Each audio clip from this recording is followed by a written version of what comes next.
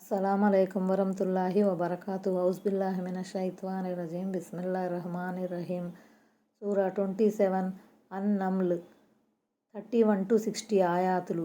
అన్-నమ్ల్ అనగా చీమలు. ఆయత్ నంబర్ 31. మీరు చాలా వ్యతిరేకంగా ఏమాత్రం తలబిరుసుతనం చూపకుండా విధేయులై ముస్లింలై నా దగ్గరకు వచ్చేయండి అని ఇందులో లిఖించబడి ఉంది.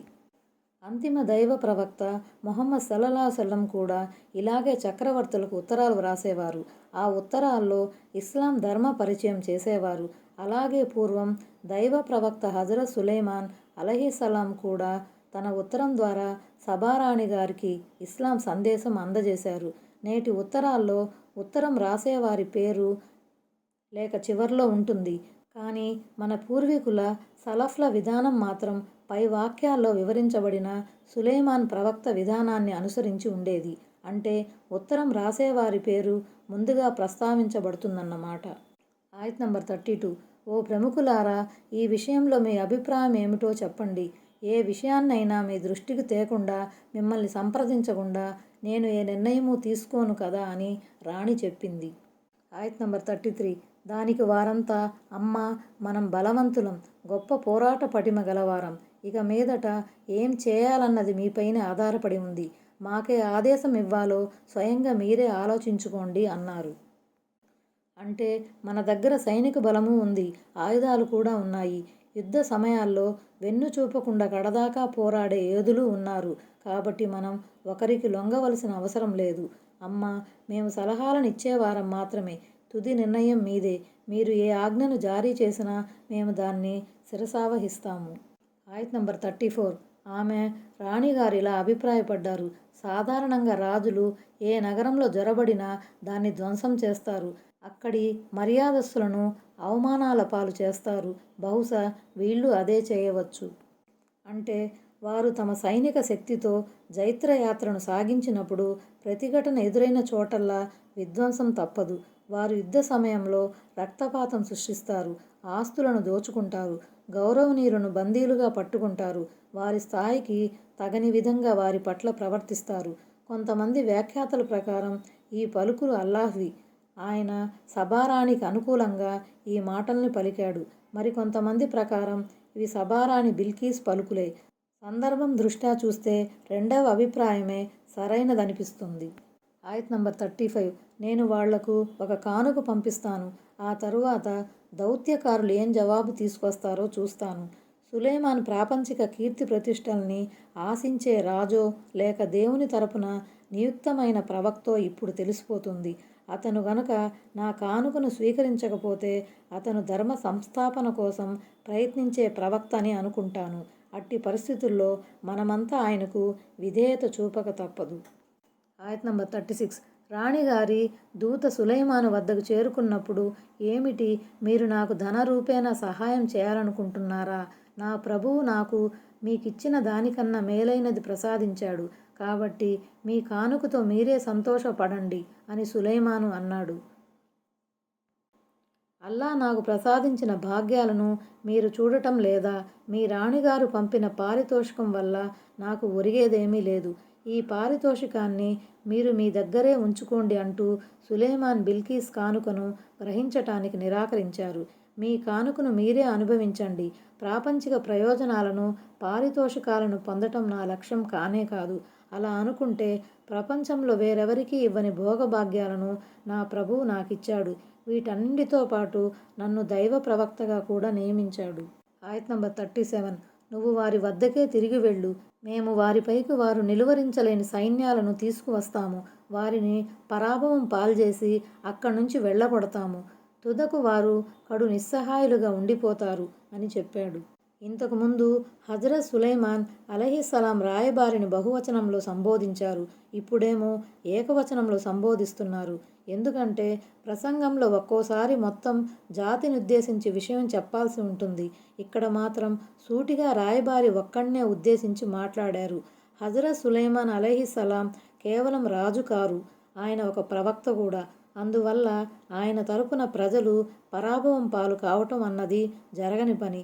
కానీ సాధారణంగా యుద్ధం వల్ల రక్తపాతం జరుగుతుంది, ధనప్రాణ నష్టం జరుగుతుంది, ఓడిన వారు అసక్తులవుతారు. ఇదే ఆయన మాటల్లోని ఆంతర్యం. అంతకుమించి దైవ ప్రవక్తలు ఏ జాతి ప్రజలను కూడా కించపరిచే విధంగా ప్రవర్తించరు. అంతిమ దైవ ప్రవక్త సల్లల్లాహు సల్లం వారు యుద్ధ సమయాలలో అవలంబించే విధానం ఈ సందర్భంగా స్మరించుకోదగినది. ఆయత్ నంబర్ 38. ఓ ప్రముఖులారా, వారి విధేయులు ఇక్కడకు చేరుకొనక ముందే ఆమె సింహాసనాన్ని నా దగ్గరకు తేగలవారు మీలో ఎవరైనా ఉన్నారా అని అతను అడిగాడు. అంతకుముందు సులైమాన్ అలైహిస్సలాం ఇచ్చిన జవాబును బట్టి తాను ఆయన్ని ప్రతిఘటించలేదన్న సంగతి ఆమెకు అర్థమైపోయింది. అందువల్ల ఆమె విధేయురాలై సులైమాను వద్దకు వచ్చేందుకు ప్రయాణ సన్నాహాలు మొదలెట్టింది. ఆమె రాబోతుందని సులైమాన్కు ముందుగానే తెలిసిపోయింది. తన రాజవైభవాన్ని, శక్తి సామర్థ్యాలను చూపాలన్న ఆలోచన ఆయనకు కలిగింది. వెంటనే ఆయన తన సహాయకులను సమావేశపరిచి బిల్కీస్ సింహాసనాన్ని ఆమె రాకకు ముందే తెచ్చిపెట్టే విషయంపై సమాలోచన జరిపారు. ఆయత్ నంబర్ 39. జిన్నులలో బలిష్ఠుడైన ఒకతను మీరు మీ స్థానం నుంచి లేచే లోపలే నేను దానిని మీ ముందు సమర్పిస్తాను. అంతటి శక్తి నాకుంది. నేను విశ్వసనీయుణ్ణి కూడాను అని చెప్పాడు.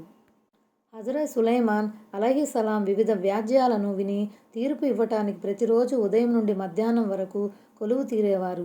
ఆయన ఆ సభ నుంచి లేచి వెళ్ళకముందే ఆ సింహాసనాన్ని ఆయన ముందుంచగలనని ఒక జిన్ను చెప్పాడు. ఆ జిన్ను పలికిన మాటల్ని బట్టి అతను ముమ్మాటికి జిన్ను జాతికి చెందినవాడే ఉంటాడు. జిన్ను వల్లనే ఇలాంటి సాహస కార్యాలు సాధ్యమవుతాయి. ఒక మానవ మాత్రుడు అతడెంత శక్తిమంతుడైనా ఈ పని చేయలేడు. ఎందుకంటే సభ నేటి యమన్ నుంచి బైతుల్ మక్దీస్, జెరూసలేం వరకు కొన్ని నిమిషాలలో ఒక రాణి సింహాసనాన్ని తరలించడం అనేది మానవ ప్రయత్నాలకు అతీతమైనది. ఎందుకంటే అక్కడి నుంచి ఇక్కడికి రానుపోను మొత్తం 3000 మైళ్ళ దూరం ఉంది. ఈ సుదీర్ఘ ప్రయాణం 3 లేక 4 గంటల్లో అయ్యేది కాదు. అదీగాక ఒక సాధారణ మనిషి అంత పెద్ద సింహాసనాన్ని ఎత్తనూ లేడు. ఒకవేళ కొంతమంది సహాయాన్ని తీసుకుని ఎత్తగలిగినా మెరుపు వేగంతో తెచ్చి రాజుగారి సమక్షంలో పెట్టలేడు. కాబట్టి తేలిందేమిటంటే ఒక మానవాతీత శక్తి ద్వారా మాత్రమే ఈ పని సాధ్యమవుతుంది. అంటే నేను ఆ సింహాసనాన్ని తేవటమే కాదు, దాని విలువైన వస్తువులన్నింటినీ యథాతథంగా ఉంచుతాను. అందులో ఎలాంటి హెచ్చుతగ్గులు గాని, మోసం గాని చేయను అన్నది ఆ జిన్ను మాటల్లోని ఉద్దేశం. ఆయత్ నంబర్ 40. అప్పుడు వారిలో గ్రంథజ్ఞానం గల ఒకతను మీరు కళ్ళు మూసి తెరిచేలోగానే నేను దాన్ని మీ ముందు తెచ్చిపెట్టగలను అన్నాడు. తన కళ్ళ ముందర ఆ సింహాసనం ఉండటం చూసి సులైమాను ఇది నా ప్రభువు అనుగ్రహం.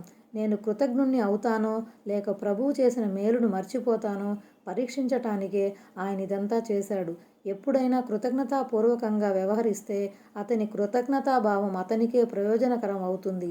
మరెవరైనా మేలును మరచి ప్రవర్తిస్తే నా ప్రభువు లక్ష్య పెట్టనివాడు, గొప్ప ఉదాత్తుడని పలికాడు. ఇంతకీ ఈ మాటలన్న ఆ వ్యక్తి ఎవరు? ఆ గ్రంథం ఏది? అతని దగ్గరున్న ఆ విద్య ఏమిటి? అన్న విషయంలో వ్యాఖ్యాతల మధ్య భిన్నాభిప్రాయాలున్నాయి. ఈ మూడింటి వాస్తవం దేవుడెరుగు. అయితే దివ్య ఖురాన్లోని ఈ వాక్యాలను బట్టి అతను మనిషి అయి ఉంటాడని తెలుస్తోంది. అతని వద్ద గ్రంథజ్ఞానం ఉంది. రెప్పపాటు సమయంలో సింహాసనాన్ని ఒక రాజ్యం నుంచి మరో రాజ్యానికి తరలించే శక్తిని దేవుడు ఒక మహిమ రూపంలో అతనికి ప్రసాదించి ఉండవచ్చు. బాహ్యంలో ఇది సహజత్వానికి, భౌతికతకు విరుద్ధంగా కనిపిస్తున్నప్పటికీ దైవ ప్రణాళికను అనుసరించి అసాధారణమైన రీతిలో ఇలాంటి వింతలు, విశేషాలు జరగటం అసంభవం కూడా కాదు. అందుచేత ఇక్కడ ఆ వ్యక్తి శక్తియుక్తులపై ఆశ్చర్యం చెందాల్సిన అవసరం గాని, అతనికి అబ్బిన ఆ విద్య గురించి కూపీలు లాగాల్సిన ఆవశ్యకత గాని లేదు. ఒక అసాధారణ విషయాన్ని ఆవిష్కరించటానికి ఇక్కడ ఒక వ్యక్తి పరిచయం చేయబడ్డాడంతే. నిజానికి ఆ ఆవిష్కరణ వెనుక దైవ ప్రేరణ, దైవ ప్రణాళిక ఉన్నాయి. ఆయన తాను తలచింది ఉనికిలోకి తెస్తాడు. ఈ వాస్తవం హజ్రత్ సులైమాను అలైహిస్సలాంకు కూడా తెలుసు. అందుకే ఆయన తన కళ్ళ ముందర ఉన్న ఆ సింహాసనాన్ని చూడగానే అప్రయత్నంగా ఇది నా ప్రభువు అనుగ్రహం అన్నారు. ఆయత్ నంబర్ 41. ఆ సింహాసనం రూపురేఖలను స్వల్పంగా మార్చేయండి. ఆమె తన సింహాసనాన్ని గుర్తించే విషయంలో మార్గం పొందుతుందో లేక మార్గం తప్పిన వారిలో చేరుతుందో చూద్దామని సులైమాన్ ఆదేశించాడు. అంటే దాని రంగు మార్చండి, రూపురేఖలలో కూడా కొన్ని మార్పులు చేర్పులు చేయండి. అంటే ఆమె తన సింహాసనాన్ని గుర్తుపడుతుందో లేదో చూద్దామన్నది ఒక అర్థం కావచ్చు. ఆమె సన్మార్గానికి వస్తుందో మార్గ విహీనురాలవుతుందో పరీక్షిద్దామన్నది మరో అర్థం కావచ్చు. ఇంత పెద్ద అద్భుతం చూసిన తర్వాత కూడా దైవ మార్గం బోధపడుతుందో లేదో చూడాలి అని భావించి హజ్రత్ సులైమాన్ అలైహిస్సలాం ఆమెకి ఈ పరీక్ష పెట్టారు. ఆయత్ నంబర్ 42. ఆమె రాగానే నీ సింహాసనం కూడా ఇలాంటిదేనా అని అనబడింది. దానికి ఆమె ఇది అచ్చం అలాగే ఉంది. మాకు ముందుగానే విషయం తెలిసి వచ్చింది.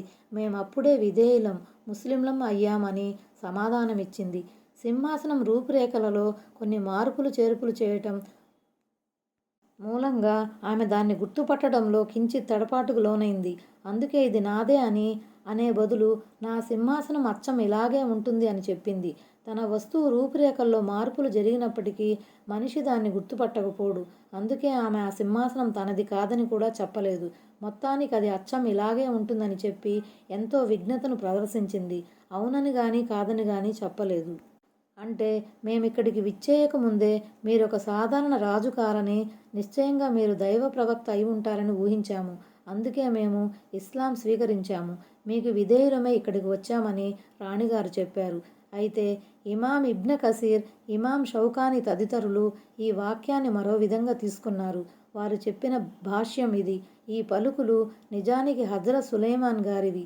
సబారాణి విధేయురాలై మా దగ్గరకు వస్తుందన్న సంగతి మాకు ముందుగానే తెలుపబడిందని హజ్రత్ సులైమాన్ చెప్పారు. ఆయత్ నంబర్ 43. అల్లాహ్ను వదిలి ఆమె ఎవరెవరినైతే పూజించేదో వారు ఆమెను సన్మార్గం నుంచి ఆపి ఉంచేవారు. నిశ్చయంగా లోగడ ఆమె అవిశ్వాస జనులకు చెందినది. ఇవి దేవుని పలుకులు. ఆమెను నిజదైవం వైపుకు రాకుండా అడ్డుకున్నది ఆమె చేసే బహుదైవారాధనే. అప్పటి వరకు ఆమె ఒక అవిశ్వాస జాతికి చెందినది. అందువల్ల ఏక దైవారాధన గురించి ఆమెకు బొత్తిగా తెలీదు. అయితే అరబ్బీలోని వసద్దాహ మా కానత్ తాబుదు అన్న వాక్యాన్ని గురించి వివరిస్తూ కొంతమంది పండితులు ఈ వాక్యానికి అసలు అర్థం సులైమాన్ ప్రవక్త ఆమెను బహుదైవారాధన చేయకుండా ఆపారు అని అభిప్రాయపడగా, అల్లాహ్ ఆమెని బహుదైవారాధన చేయకుండా అడ్డుకున్నాడు అన్న అర్థం పై వాక్యానికి సరిపోతుందని మరికొంతమంది అభిప్రాయపడ్డారు. నిజం చెప్పాలంటే ఈ వాక్యానికి మొదటగా చెప్పబడిన అర్థమే సరైనదని తోస్తుంది. అనగా అంతకు మునుపు ఆమె చేస్తూ ఉండిన బహుదైవారాధనే ఆమెను నిజదైవం వైపు రాకుండా అడ్డుకుంది. ఆయత్ నంబర్ 44. మేడలోనికి పదండి అని ఆమెతో అనబడింది. దాన్ని చూడగానే ఇది నీటి కొలను కాబోలే అని అనుకొని ఆమె తన పిక్కల పైని వస్త్రాన్ని ఎత్తిపట్టుకుంది. అప్పుడు అతను ఇది గాజుతో చేయబడిన నున్నని నిర్మాణం మాత్రమే అన్నాడు. ప్రభు, నేను ఇప్పటి వరకు నా ఆత్మకు అన్యాయం చేసుకున్నాను. ఇప్పుడు నేను సులైమానుతో పాటు సర్వలోక ప్రభువైన అల్లాహ్కు విధేయత చూపుతున్నాను అని ఆమె ప్రకటించింది. ఆ మేడ అద్దాలతో నిర్మించబడింది. దాని ముంగిట కూడా అద్దాలే అమర్చబడ్డాయి. దైవ ప్రవక్త హజ్రత్ సులైమాన్ అలైహిస్సలాం తన దైవ దౌత్యపు నిదర్శనాలను చూపిన తర్వాత తన ప్రాపంచిక వైభవాన్ని కూడా ఆమెకు చూపాలనుకున్నారు. దేవుడు ఆయనకు కనీ విని ఎరుగని రాజవైభవాన్ని ప్రసాదించాడు. ఆ అద్దాల మేడలోనికి ప్రవేశించమని ఆమెకు చెప్పగానే ఆమె అందులోనికి వెళ్ళబోయింది. అక్కడ పరచబడి ఉన్న రాళ్ళు కూడా గాజుతో చేయబడినవే. దాన్ని ఆమె అపురూప సరస్సుగా తలపోసి తన వస్త్రాలు తడిసిపోకుండా ఉండటానికి పిక్కల వరకు ఎత్తిపట్టుకున్నది. తీరా అడుగుపెట్టిన తర్వాత ఆమెకు తెలిసింది అది కోనేరు కాదని, స్వచ్ఛమైన గాజు పలకలని. ఆమె అంచనాలన్నీ తారుమారైనాయి. తన తప్పును ఒప్పుకుంటూ తాను ఇస్లాం స్వీకరిస్తున్నట్లు ప్రకటించింది. నున్నగా చేయబడిన రాతి పలకల్ని ముమర్రద్ అంటారు. అమ్రద్ అన్న పదం కూడా దీని నుంచి వచ్చినదే. మొహంపై వెంట్రుకలు మొలవని చిన్న పిల్లవాడిని అరబ్బీలో అమ్రద్ అంటారు. అలాగే ఆకులు రాలిన చెట్టుని షజరతున్ మర్దా అని అనటం కద్దు. గమనిక: సబారాణి బిల్కీస్ ఇస్లాం స్వీకరించిన మీదట ఏం జరిగింది? ఖురాన్లో కానీ ప్రామాణిక హదీసులలో కానీ దీని వివరాలు ఎక్కడా లేవు. వారిరువురి సులైమాన్ బిల్కీస్ వివాహం జరిగిందని కొన్ని వ్యాఖ్యాన కథనాల ఆధారంగా తెలుస్తోంది. అయితే ఈ విషయంపై ఖురాన్ హదీసులు ఏమీ చెప్పకపోవటం వల్ల దానిపై మౌనం వహించటమే ఉత్తమం. ఆయత్ నంబర్ 45. మేము సమూద్ జాతి వారి వైపు వారి సోదరుడైన సాలెహ్ను మీరంతా అల్లాహ్ను ఆరాధించండి అని సందేశం ఇచ్చి పంపాము. కానీ వారు మాత్రం 2 వర్గాలుగా చీలిపోయి పరస్పరం పోట్లాడుకోసాగారు. అంటే ఒక వర్గం విశ్వాసులది, ఇంకొకటి అవిశ్వాసులది. ఇరు వర్గాలలో ప్రతిదీ తానే సత్యంపై ఉన్నానని వాదించేది. ఆయత్ నంబర్ 46. అతను సాలెహ్ ఇలా అన్నాడు, ఓ నా జాతి వారలారా, మీరు మంచి పనికి ముందు చెడు కోసం ఎందుకింత ఆత్రం చేస్తున్నారు? మీరు క్షమాపణ కొరకు అల్లాహ్ని ఎందుకు వేడుకోరు? తద్వారా మీరు కరుణించబడవచ్చు కదా. మీరు సత్యాన్ని విశ్వసించి సదాచరణ చేసే బదులు అసత్యాన్ని పట్టుకు వ్రేలాడుతున్నారెందుకు? అసత్యం ఎన్నటికైనా శిక్షకే హేతువుగా పరిణమిస్తుంది. అసత్యాన్ని అంటిపెట్టుకుని ఉండటం అంటే దేవుని శిక్ష కోసం ఎదురు చూడటమే. అదీగాక సమూద్ జాతికి చెందిన సత్య తిరస్కారులు దేవుని శిక్ష గురించి చెబితే గేలి చేసేవారు. ఆ శిక్ష ఏదో ఇప్పుడు ఎందుకు తీసుకురావు అని తమ ప్రవక్తకు తొందర పెట్టేవారు. వారి ఈ హడావిడికి సమాధానంగా దైవ ప్రవక్త హజరత్ సాలేహ అలైహిస్సలాం పలికిన మాటలివి. ఆయత్ నంబర్ 47. దానికి వారు, నీ మూలంగా, నీ వెంట ఉన్న వారి మూలంగానే మాకు ఈ దరిద్రం చుట్టుకుందని మేము భావిస్తున్నాము అన్నారు. మీ దరిద్రం ఏదో అల్లాహ్ వద్దనే ఉంది. నిజానికి మీరు పరీక్షించబడుతున్నారని సాలేహ చెప్పాడు. అత్తయ్యరా అని ఆయతులో ఉంది. ఇది తైర్ నుంచి వచ్చింది. తైర్ అంటే ఎగరటం అని అర్థం. పూర్వం అరేబియాలో ఏదైనా పని చేయాలనుకున్నప్పుడు, ఎక్కడికైనా ప్రయాణం చేయాలనుకున్నప్పుడు శకునాలు చూసేవారు. దానికోసం వారు పక్షులను ఎగురవేసేవారు. పక్షి కుడివైపుకి ఎగిరిపోతే మంచి శకునంగా భావించి తమ పని మొదలెట్టేవారు. ఒకవేళ పక్షి ఎడంవైపుకి ఎగిరిపోతే దుశ్శకునంగా తలబోసి తాము తలబెట్టిన కార్యాన్ని వాయిదా వేసేవారు. ఇస్లాంలో మాత్రం ఇలాంటి మంచి శకునాలకు, చెడ్డ శకునాలకు ఏమాత్రం తావులేదు. ఈ విధంగా శకునాలు, ముహూర్తాలు చూడటం అధర్మం.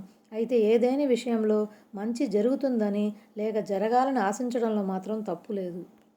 సాలేహ తన జాతి వారిని ఉద్దేశించి ఇలా అన్నారు, మీరు అనుకుంటున్నట్లుగా విశ్వాసులు దరిద్రులు కారు. ఇదంతా మీ భ్రమ. వాస్తవానికి అదృష్ట దురదృష్టాలన్నీ దైవాధీనమై ఉన్నాయి. మీకు ఏ దరిద్రం, కరువు కాటకాల రూపంలో చుట్టుకుందని అనుకుంటున్నారో అది యథార్థానికి ఒక పరీక్ష. మీ తిరస్కార వైఖరి మూలంగానే దేవుడు మిమ్మల్ని పరీక్షకు లోను చేశాడు. లేదా మీరు అపమార్గాన పయనిస్తున్నప్పటికీ మీకు కొంత విడుపును ఇచ్చి దేవుడు మిమ్మల్ని పరీక్షిస్తున్నాడు. ఆయత్ నంబర్ 48. ఆ నగరంలో 9 మందితో కూడిన దుష్టమూక ఒకటి ఉండేది. వారు భూమిలో అరాచకాన్ని సృష్టించేవారు. సంస్కరణ కోసం ఏమాత్రం ప్రయత్నించేవారు కారు. ఆయత్ నంబర్ 49. వారిలా కూడబలుక్కున్నారు. రాత్రికి రాత్రే సాలేహపై అతని ఇంటి వారిపై దాడి జరుపుతాం. అతని ఇంటివారు హతమార్చబడినప్పుడు మేమక్కడ లేమని, మేము చెప్పేది సత్యమని అతని వారసులతో చెబుతాము. ఈ మేరకు అల్లాహ్పై ప్రమాణం చేసి మరీ శపథం చేయండి. సమూద్ జాతి వారు ముందు ఒంటెను చంపేశారు. అందువల్ల 3 రోజుల అనంతరం మీపై దైవశిక్ష విరుచుకుపడుతుందని హజరత్ సాలేహ అలైహిస్సలాం ఆ దుర్మార్గులను హెచ్చరించారు. ఆ శిక్ష ఏదో రాకముందే సాలెహ్ను అతని సహచరులను లేపేద్దామని ఆ జాతికి చెందిన 9 మంది ముఠా నాయకులు పథకం వేశారు. అంటే ఈ ఊచకోతకు పాల్పడింది ఎవరో మాకు తెలీదు. ఆ సమయంలో మేము అక్కడ లేమని చెప్పి తప్పించుకుందామని ప్లాను వేశారు. ఆయత్ నంబర్ 50. ఈ విధంగా వారు రహస్యంగా కుట్ర పన్నారు.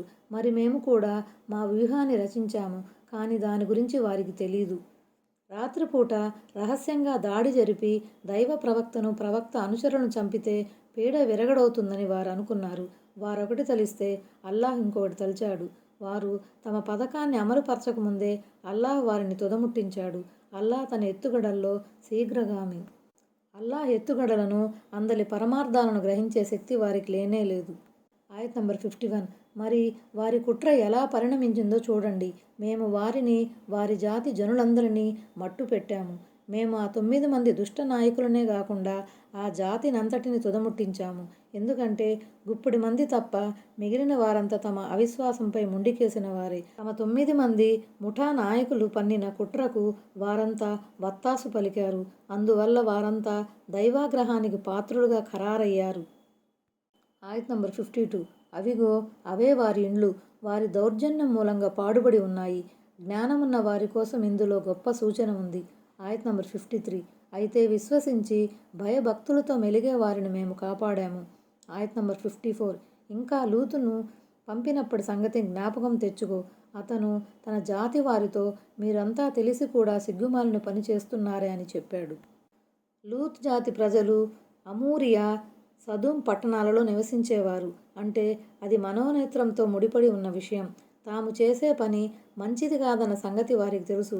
వారి మనస్సాక్షి సైతం ఆ పనికి ఒప్పుకోదు.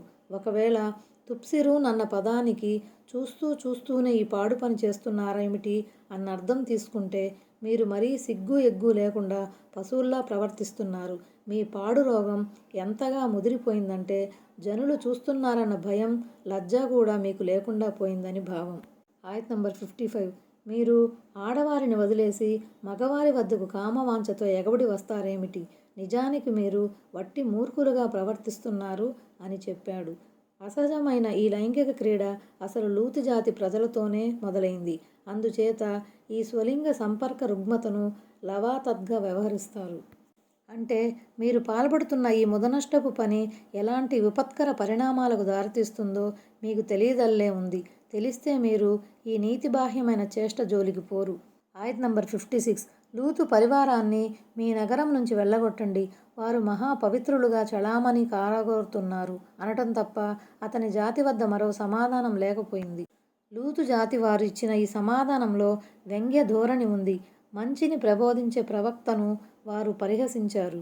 ఆయత్ నంబర్ 57. అందుచేత మేము అతని భార్య మినహా అతన్ని, అతని పరివారాన్ని కాపాడాము. ఆమె వెనుక ఉండిపోయే వారిలో చేరుతుందని మేము ముందే నిర్ధారించాము. లూతు భార్య సాగిస్తున్న వెన్నుపోటు కార్యకలాపాల గురించి అల్లాహకు ముందు నుంచే తెలుసు. ఆమె పశ్చాత్తాపం చెంది దారికి వచ్చే అవకాశాలు లేకపోవడంతో దేవుడు ఆమెను కూడా దుష్టుల జాబితాలో చేర్చాడు. ఆయత్ నంబర్ 58. వారిపై ఒక ప్రత్యేకమైన రాళ్లవాన కురిపించాము. హెచ్చరించబడిన ఆ జనులపై చాలా చెడ్డవాన కురిసింది. లూత్ జాతి వారిపై కురిపించబడిన రాళ్ల వర్షం గురించి ఇంతకుముందు వివరంగా వచ్చింది. ఒకవైపు నుంచి వారి బస్తీలు తలక్రిందులుగా చేయబడ్డాయి. మరోవైపు నుంచి వారిపై రాళ్ల వర్షం కురిసింది. అంటే దేవుడు వారిని అకారణంగా శిక్షించలేదు. వారి వద్దకు తన సందేశహరులను పంపించాడు. వారి ద్వారా తన ధర్మాన్ని ప్రబోధించాడు. వారిలో ప్రబలి ఉన్న నైతిక రుగ్మతను దూరం చేసేందుకు దైవ ప్రవక్త సాయశక్తులా కృషి చేశాడు. కానీ అసహజమైన లైంగిక వ్యసనానికి బానిసైపోయిన ఆ జాతివారు ఎంత చెప్పినా దారికి రాకపోవటంతో దేవుడు తన శిక్షా కొరడాను జులిపించాడు. ఆయత్ నంబర్ 59. ఓ ప్రవక్త, ఇలా చెప్పు, ప్రశంసలన్నీ అల్లాహకే శోభిస్తాయి. ఆయన ఎన్నుకున్న దాసులపై శాంతి కురియుగాక. ఏమిటి, అల్లాహ్ మేలా లేక వారు భాగస్వాములుగా కల్పించుకున్న బూటకపు దేముళ్ళు మేలా? దేవుడు ఎన్నుకున్న దాసులు అంటే దైవ ప్రవక్తలని భావం. వారి ద్వారా ప్రజలు సన్మార్గం పొందారు. వారు ఏక దైవారాధన వైపుకు ప్రజలను పిలిచారు. ప్రజల జీవితాలను తీర్చిదిద్దారు. దేవుని ఆ ప్రియతమ దాసులపై శాంతి కురియుగాక. నిస్సందేహంగా అల్లాహే అంటే ఆయన దాస్యమే మేలు. ఉపాధి ప్రదాత, సృష్టికర్త ఆయన మాత్రమే. మరి అటువంటప్పుడు ఆరాధనకు ఆయన కాకుండా వేరొకరు అర్హులెలా అవుతారు? అల్లాహ్ తప్ప వేరితర ఆరాధ్య దైవాలెవరూ తమ దాసుల అక్కర్లు తీర్చలేరు. ఆయత్ నంబర్ 60. కాస్త చెప్పండి, ఆకాశాలను భూమిని సృష్టించిన వారెవరు? ఆకాశం నుంచి మీ కొరకు వర్షాన్ని కురిపించిందెవరు? మరి దాని ద్వారా అందాలు జాలువారే తోటలను ఉత్పత్తి చేసింది ఎవరు? ఆ తోటల చెట్లను మొలకెత్తించడం అనేది మీ వల్ల కాని పని. మరైతే అల్లాహ్తో పాటు మరో ఆరాధ్య దేవుడు కూడా ఉన్నాడా? లేనే లేడు. కానీ ఈ జనులు సమతౌల్యం నుంచి తొలగిపోతున్నారు. 59వ ఆయాతులో వేయబడిన ప్రశ్నకు వివరణగా ఈ ఆయతులో మరిన్ని విషయాలు లేవనెత్తబడ్డాయి. సృష్టి ప్రక్రియలోనూ, ఆహారాన్ని వసకటంలోనూ, ప్రణాళిక రచనలోనూ అల్లాహ్ సాటిలేనివాడు. ఆకాశాలను అంత ఎత్తున అపురూపంగా నిర్మించింది. అందులో అందమైన నక్షత్రాలను, గ్రహాలను ఏర్పరిచింది ఆయనే. అలాగే భూమిలో పర్వతాలను మేకులుగా పాతిపెట్టినవాడు. భూమిలో నదులను, కాలువలను, సెలయేళ్లను ప్రవహింపజేసేవాడు. రకరకాల వృక్షాలను మొలకెత్తించేవాడు. పంటల్ని పండించేవాడు. వివిధ రకాల జంతువులను సృష్టించినవాడు కూడా ఆయనే. ఆకాశం నుంచి వర్షపు నీటిని కురిపించి తద్వారా అందమైన తోటలను ఉత్పన్నం చేసేవాడు కూడా ఆయనే కదా. ఏమిటి, మీలో ఎవరైనా ఈ భూమండలంలో దైవ ప్రమేయం లేకుండా ఒక్క తోటనైనా సృజించగలరా? ఈ విషయాలను ఆనాటి ముష్రికులు కూడా ఒప్పుకునేవారు. ఉదాహరణకు సూర అన్కబూత్ 63. ఇన్ని వాస్తవాలు తెలిసిన తర్వాత కూడా అల్లాహ్తో పాటు మరొక దేవుడున్నాడని మీరు అనుకుంటున్నారా? లేక మీరు పూజిస్తున్న ఆ చిల్లర దేవుళ్ళు ఈ వస్తువులలో ఏ ఒక్క దానినైనా సృష్టించారా? లేదు కదా. మరలాంటప్పుడు మీరు వారిని పూజలకు అర్హులుగా ఎలా నిలబెట్టుకుంటున్నారు? వారు రుజుమార్గం నుంచి తొలగిపోయి చిల్లర దేవుళ్లను అల్లాహ్కు భాగస్థులుగా కల్పిస్తున్నారని కూడా అర్థం వస్తుంది. అస్సలాము అలైకుం వరహ్మతుల్లాహి వబరకాతుహు.